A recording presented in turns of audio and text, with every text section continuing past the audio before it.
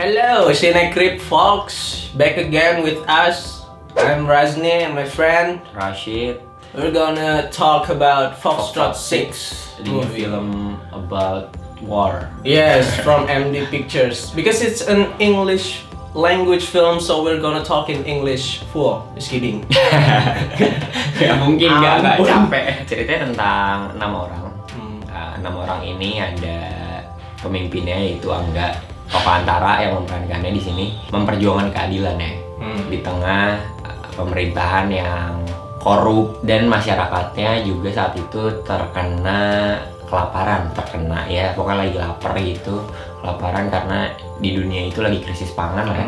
Gue sih suka banget karakternya sih, karena dia punya pengembangan karakter yang menurut gue sih cukup berhasil, menarik gitu ya. Dari mulai si Angga, Oka Antara yang pengen penguasa, dia tadinya di pihak penguasa terus ke pihak pemberontak dan pengen pihak penguasa ini mengakui kalau mereka mau mengambil alih kekuasaan gitu kan.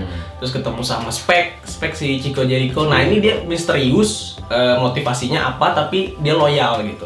Ketemu sama Ogi ya, mantan anak buahnya dulu, Ogs ya, diperankan sama Ferdy Soleman. Dia orangnya komedi banget, ada lucu-lucunya, tapi dia keinginannya cuma satu, banggain ibunya, udah gitu. Terus ketemu Bara, ekstrim banget orangnya gitu ya, suka sama hal-hal yang ekstrim gitu. Pas di ini ya udah dia cuma pengen bantuin aja, loyal gitu. Loyal sih.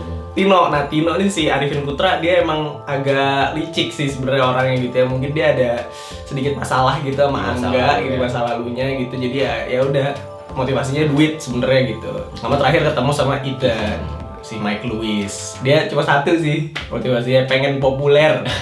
Fighting scene ya, karena ini kan film action laga gitu. Pasti kan kita nunggu-nunggu gimana sih mereka berantem, bakal kayak gimana gitu. Dan ini kan 21 tahun ke atas, berantemnya juga bener-bener ekstrim lah. Sadis banget gitu. Tapi ya jadi terbayar gitu, emang harusnya seperti itu karena ini kan emang sesuai rate-nya 21 tahun ke atas. Kalau dia punya tujuan kayak emang pengen mengemas filmnya jadi kayak Hollywood, menurut gue formulanya sih berhasil. Ya kalau production desainnya kayak artistiknya, terus properti, tata busananya oke sih. Musuhnya gini, apa sih, Geram, tentara yang khusus buat melawan pemberontak-pemberontak ini oke sih, ya kan. Terus apalagi si Kodiak sama si jubah invisible itu terus pandang ini. Jubah Harry Potter itu ya. Jubah Harry Potter itu oke tuh, seru tuh. Maksudnya ya dia punya daya tarik yang oke gitu. Kita jadi suka ngelihat hal baru. Kayak di situ kan kalau Kodiak kan kayak Gundam ya, kalau misalkan sering nonton dan tahu Gundam kan pasti dan masuk kayak ini juga. Iron Man 2. Kostumnya gitu ya. Apa mukanya kelihatan bisa kebuka gitu. Gimana ya? Ini kan buat penonton film Indonesia ya, bahasa yang dipakai bahasa Inggris. Sebenarnya sah-sah aja. Kayak mungkin yang full bahasa Inggris ini film sebelumnya Modus Anomali.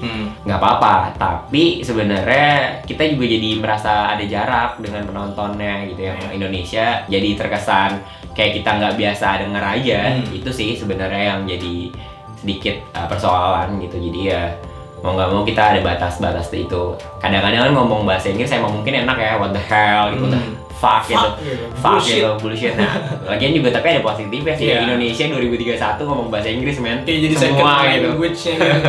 Di bagian teknisnya sih sebenarnya agak mengganggu itu kadang suaranya tuh kekencangan gitu. Nggak tahu emang desainnya atau bioskopnya gitu ya, tapi selama bagian-bagian yang kayak fighting scene tuh gua agak terganggu sih. Gitu kan kayak keras banget gitu. Tiap scene permainan adegan kayak banyak musik, terus ketika dia berantem pas action gitu itu kayak kita terlalu dibombardir banget. Nah ini mungkin karena referensinya Hollywood ya, seringnya nonton Hollywood pasti kan kayak ada banyak scene yang kayak dadar. Tapi di sini sih menurut gua terlalu berlebihan aja, jadi kayak emang gak enak gitu. Action sama drama ini kalau digabungin jadi apa ya, pisau bermata dua lah. Bagusnya dia bisa ada motif-motif tertentu saat melawan orang gitu pas beradegan laga, tapi di satu sisi juga jadi kayak beban berat ketika ceritanya terlalu dipaksakan sebenarnya.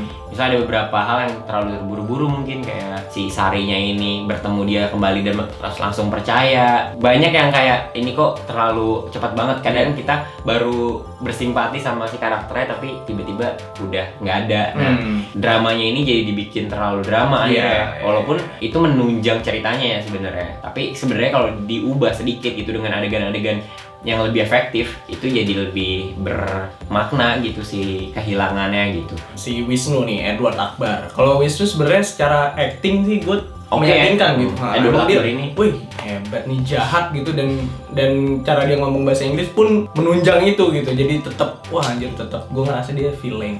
Cuma yang paling bermasalah adalah ketika dia nggak punya motivasi yang benar-benar kuat gitu. Dia cuma ya udah, dulu mungkin bawahannya si Angga gitu, si Oka Antara, terus dia kayak merasa kayaknya gue yang harus jadi pemimpin gitu kan, kurang greget jadinya waktu dia pengen diakhirin tuh kan, ya namanya musuh kan mungkin harus diakhirin gitu. Nah itu jadi kurang asyik gitu. Tapi ya sejauh ini sih aktingnya menarik. Menuju babak terakhir ya, kayak banyak yang akhirnya tensinya menurun gitu. Jadi kayak ya awalnya seru nih, tapi lama-lama oke makin meningkat berantemnya, tapi kayak jadinya mengada-ngada, ini mau mati tapi ternyata enggak, mau mati ternyata enggak, mau mati. Banyak banget yang plot twist itu, sedangkan itu kayak nggak dibangun yang benar-benar kayak sampai kita berharap banget jatuh banget. Nah itu kayak jatuh tapi nggak jatuh banget, terus kayak udah jatuh banget tapi ini nggak mungkin ada lagi, tapi tiba-tiba ada mungkin.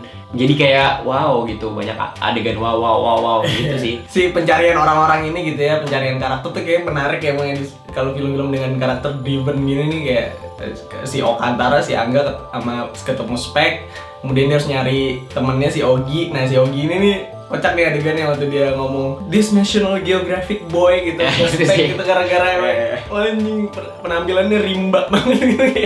Tetap bisa masukin sisi komedi di film yang penuh dengan drama dan action tuh kayak tetap menarik gitu. Ketemu Debara sih Rio Dewanta ya. Dia kan lagi abis dari Ogi ya. Ogi terus ke Bara. Nah Bara ini kan ketemunya waktu dia lagi Panjat Pinang ya. Nah, Panjat Pinang di sini kayak bukan kerja sama men, tapi individualis men, kayak berantem ribut, wah dar untuk dapetin apa ya itu ya, dapetin apa ya pokoknya hadiah lah pokoknya. Hadiah di Panjat Pinang itu di tanah, dar pukul, tendang, sikutan, wah seru lah itu yang anjing bisa juga ya ternyata. Panjat Pinang bisa segitu lokalitas. Iya. Gua ya ngomongin Bara lagi ya, iya, itu waktu dia lawan salah satu musuhnya, mungkin musuh yang udah lama gitu. Karakter musuhnya tuh mulutnya bau gitu, terus di akhir ada sikat gigi tuh kayak menarik banget sih si propertinya nih. Ya makasih Departemen Properti. Kalau kalian perhatiin gitu, logonya tuh kan ada segitiga ke bawah warna merah gitu dan warna putih itu Indonesia gitu ya, merah putih gitu. Nah yang merah ini melambangkan kekuasaan gitu, penguasa gitu yang menekan ke bawah. Nah yang putihnya itu rakyatnya gitu kan. Dan di tengah-tengah tuh ada segitiga warna abu-abu. Nah itu tuh si Foxtrot Six-nya. Mereka kayak berada di tengah-tengah gitu, tergencet gitu antara kepentingan penguasa sama rakyat, yang mana nih gitu.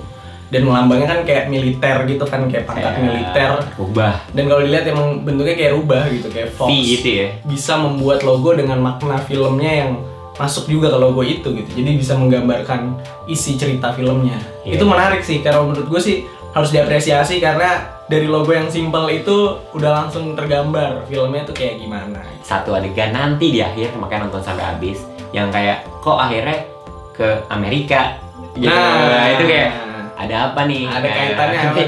Iya, ada kaitannya apa nih dengan Amerika nih? Kita kan itu settingnya di Indonesia ya. Apakah Amerika ini jadi pahlawan atau apalah, itu mungkin konspirasi ya, yang akan diterusin ya mungkin di. Mari ngomongin tetap ada teori konspirasinya gitu. Konspirasi ini suka banget tuh bikin kayak gini. MD wah bikin kayak gini aja, tapi ya rapikan lagi sedikit ceritanya dan beberapa bagian lainnya gitu. Udah advance sini aja, jangan horor lagi men, udah saatnya. Gitu kan bikin. Ayo Pak Manoj. Iya, terima kasih Pak Manoj. Kayak gini aja udah. Bikin kayak gini Pak Manoj. Mahal tapi memuaskan lah ya. MCU, Manoj Cinematic Universe. Mantap. Suara dari lu berapa sih? Gua sih 7,5 gua. Cukup bagus dan diapresiasi lah. Tapi masih banyak ya yang bisa dibenahi gitu dari segi ceritanya, karakternya bisa lebih kuat lagi gitu, dan musuhnya bisa diperkuat lagi juga tentunya kan.